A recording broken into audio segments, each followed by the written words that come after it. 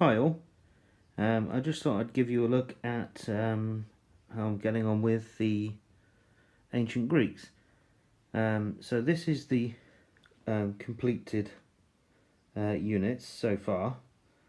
So we'll start up in the corner here. We've got some slingers right at the back there. They're from Warlord. And then we've got some archers there, Greek archers, and they're from Victrix. Then we've got one of the Athenian generals there. That's one of the Warlord figures. And then here we have a completed phalanx, and they're the Warlord figures. So they're the Spartans.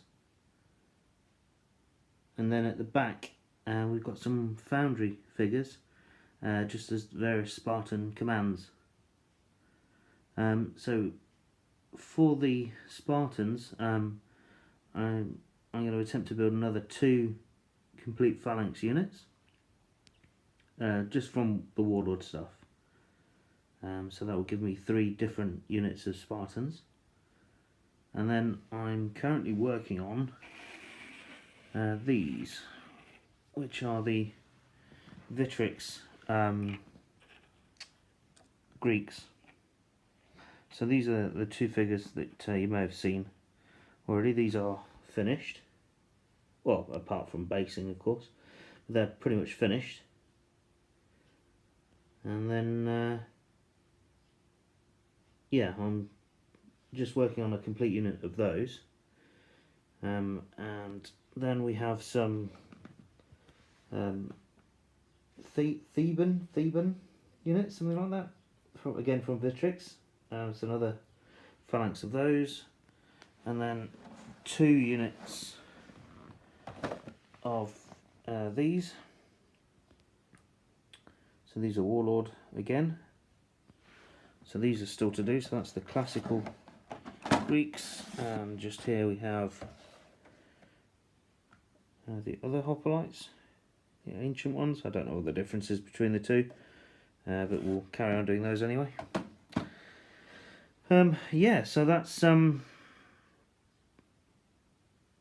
about that. That's the unit so far. So I'm progressing this, fairly slowly.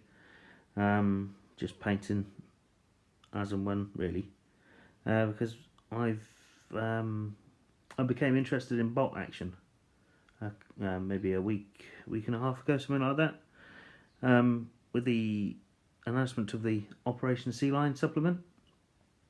So I've bought myself a whole bunch of bolt action stuff, some of which is here, some of which is still in the post.